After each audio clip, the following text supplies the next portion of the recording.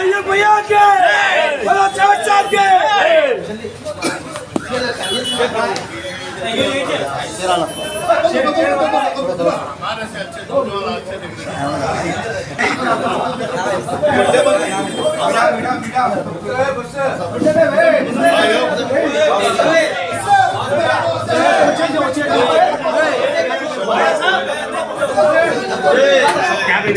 जरा साइड में आओ, जरा साइड में आओ माँ बड़े भाई।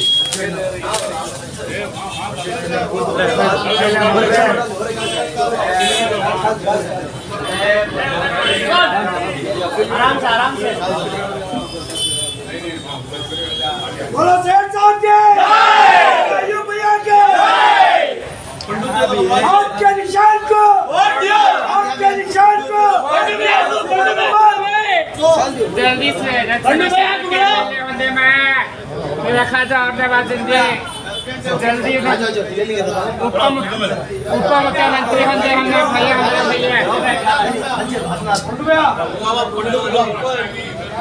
भाई साहब भाई साहब भाई साहब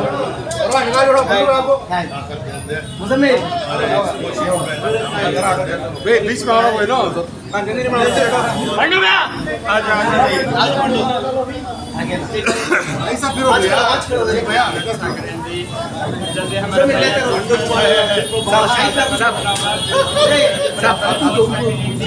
भैया उप मुख्यमंत्री होंगे मैं सेठ सर जीत के उप मुख्यमंत्री होना उप मुख्यमंत्री का पोस्ट मिला भैया को हमें जीत के आए और है ना उप मुख्यमंत्री का पोस्ट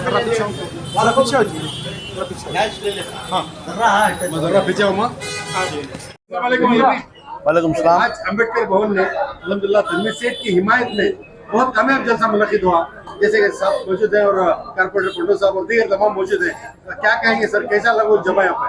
आज उदयगिरी के अंदर और उदयगिरी के आसपास जितने भी मसाजिद थे उस मसाजिद के सदर, सेक्रेटरी, अराइकिन और यहाँ पर जितने भी एसोसिएशन थे उन सबको इकट्ठा कर आने वाले 10 तारीख को जो इलेक्शन है उस इलेक्शन के बारे में बातचीत की गई। तो अल्हम्दुलिल्लाह सारे सब लोग यहाँ पर जो भी जमा हुए थे लब्बैक कहते हुए बात को तनवीर सेठ को तायद करने की कोशिश की और बहुत सारे लोग तनवीर सेठ को तायद करने का भरोसा देकर भी गए हुए। इंशाअल्लाह आज का जो जोड़ था आने वाले 10 तारीख को इसका नतीजा दूसरों को नज़र आता है। हर आदमी, हर मसाजिद का अराकीन अपनी जिम्मेदारी खुद समझकर अपने अपने मस्जिद के हुदूदों में और जो जहाँ भी ऑर्गेनाइजेशन है वहाँ पर खुद तनवीर सेठ साहब को, कांग्रेस को काम करने के लिए निकले हुए हैं। इंशाअल्लाह 8-10 दिन के अंदर बहुत सारा काम और प्रचार भी उन्हीं से होगा और हर घर घर को जाकर वही वोट पूछेंगे। तो मैं आपके माध्यम की जानिब से आजियाना अपील करता हूँ कि ये इलेक्शन बहुत अहम इलेक्शन है, ये ज़िंदगी और मौत का इलेक्शन है हमारे लिए। तो अगर हम कुछ भी गलती कर बैठे 10 तारीख के वोट डालने के दिन तो हम आने वाले 5 साल तक पछताना पड़ता है। तो किसी की बात हमें मत आइए, भड़काने वाले बहकाने वाले बहुत सारे हैं लेकिन काम करने वाले चंद आदमी ही रहते हैं। तो काम करने वाले आदमी को दीजिए। यहाँ पर रियासत के अंदर कांग्रेस आना बहुत ज़रूरी है। तो अगर कांग्रेस रियासत के अंदर आना है तो यहाँ से तनवीर सेठ को जिताना भी उतना ही ज़रूरी है।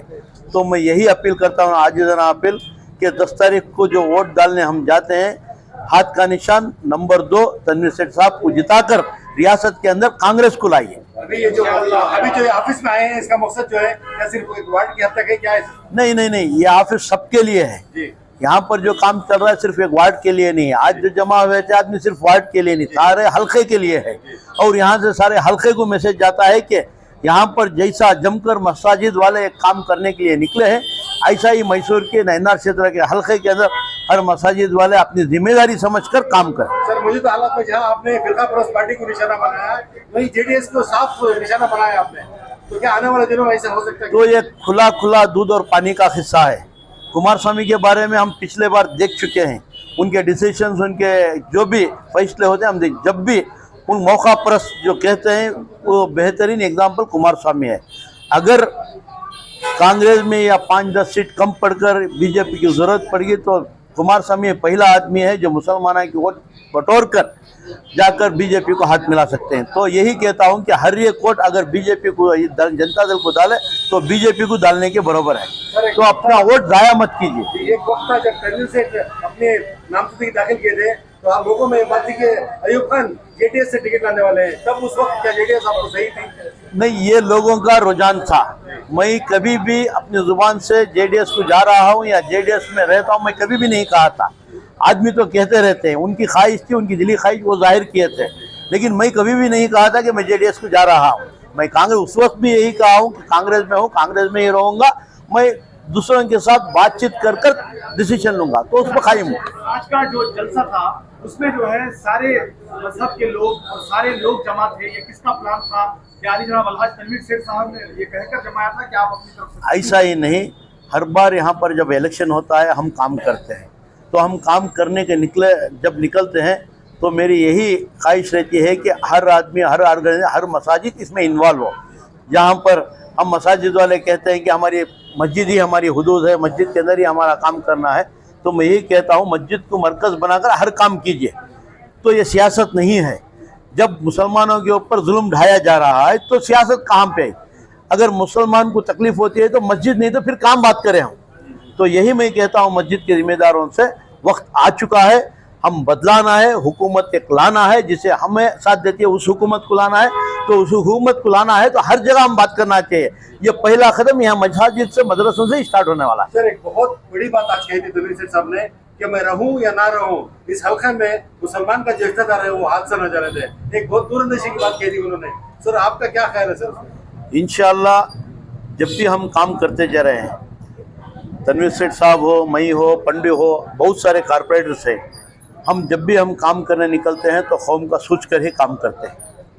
हमारे पास जब भी काम का फर्स्ट हमारे सामने कौम रहती है, बात दूसरा रहता है। तो इस काम करने के वक्त हम हमारा सर झुकाकर काम कर जा रहे हैं। अवाम देख रही है और अवाम चुनती है वक्तन वक्तन किसको क्या करना है। सर, अली जनाब अलहाज तनवीर सेठ साहब अपने खिताब में कहा कि इनके मरहूम वालिद पर एक इल्जाम है कि उन्होंने सेकेंड लीडरशिप यानी कि लीडरों को जो है पैदा नहीं किया। आप जो है, मैं आपसे सुना था कि आप जो है किसको देखकर लीडर बने?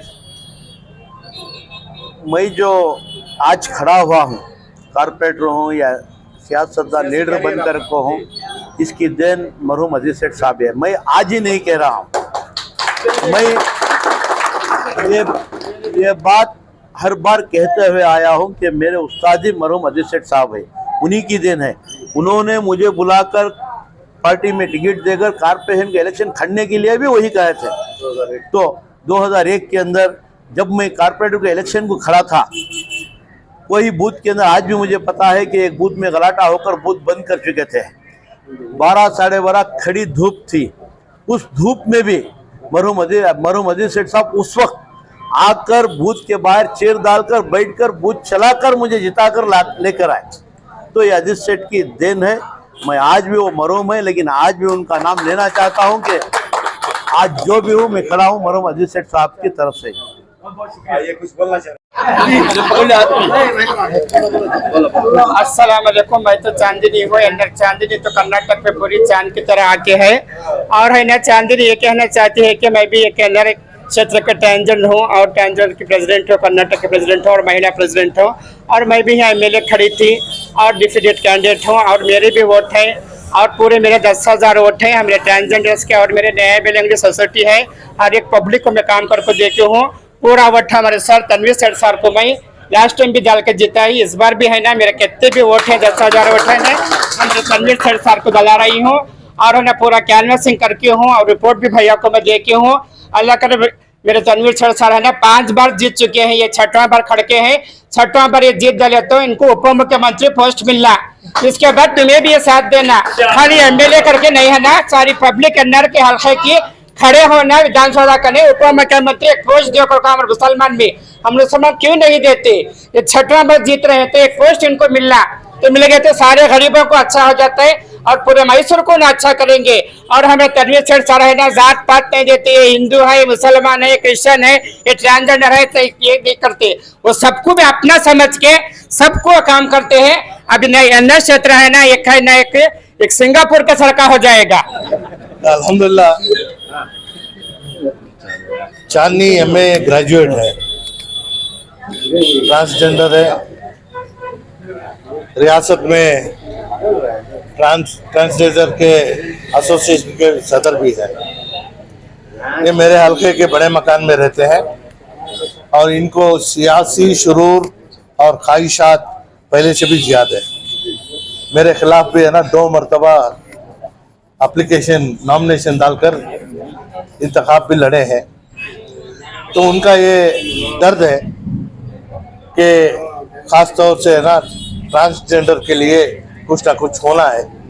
तो मैं कहूँगा कि इनके कोशिशों से ही रियासत कर्नाटक में थर्ड जेंडर हैज़ बीन, उसको है ना हमने है ना कबूल भी किया है। पहले सिर्फ मेल और फीमेल था, अभी ट्रांसजेंडर का भी है ना ये हुआ है। और उनको है ना सिटीजनशिप में किसी भी तरीके की कमी नहीं दी है। तो आज उनके बहुत सारे मसाइल हैं, उस मसाइल को हल करने के लिए लगातार कोशिश चल रही है। जो कुछ भी हुआ है उससे वो खुश हैं और जो कुछ होना है उसके ऊपर भी है ना उनकी है ना वो लगातार कोशिश है। उनका भी साथ देना ये मेरा एक हक बनता है। बहरहाल जैसा उन्होंने कहा कि मेरे सामने जो आता है सिर्फ उसका मसला क्या है वो देखकर मैं काम करता हूँ, ना उसकी ज़ात पात या फिर है ना वो मुझे वोट दिया नहीं दिया, आज तक के कभी नहीं देखा। तो इस लिहाज से उनकी भी है ना दुआओं की ज़रूरत हमें है और जिस तरीके से उन्होंने अनकंडीशनल सपोर्ट मेरे हक में किया है मैं उनका शुक्रिया अदा करता हूँ। सर, साबिक में रहीम खान की जानिब से जिस तरह का इजलास हुआ, मसाजिद और मंदिर के लोग आए हुए थे, आपको इत्मीनान हुआ? कैसे समझेंगे आप इसी इलाके के वकील हैं? देखिए, सियासत के कई पहलू होते हैं। कोई शोर शराबा करके है ना भीड़ भाड़ में है ना ये दिखाना चाहता है कि मेरी ताकत ये है। कोई एक दूर अंदेजी के साथ बंद कमरे में है ना जो हालात है उसके ऊपर बात कर करना चाहता है। तो हिम्मत से करने वाला, ताकत का जोर डालकर करने वाला और हिकमत से करने वाला अपनी अपनी एक अदा होती है। यहाँ जैसे अयूब खान ने कहा, जब भी इंतखाब का दौर आया है, चाहे वो MP इलेक्शन हो, कॉर्पोरेशन इलेक्शन हो या फिर है ना असेंबली का इंतखाब हो, इसी तरीके का जोड़ हर हमेशा हमारे सामने हुआ है और इससे हमें बहुत सारा जो फ़ायदा हुआ है, कामयाबी ऐसे इजलासों से काफ़ी हद तक है ना मिली है। और ये उम्मीद करता हूँ कि जितने भी आए थे वो जिम्मेदार बनकर आए थे और ये सिर्फ अपना वोट डालने के लिए नहीं, उसकी बात और उसके रसूख के साथ माशरे में अपनी बात रख सकता है और हालात को बदल सकता है।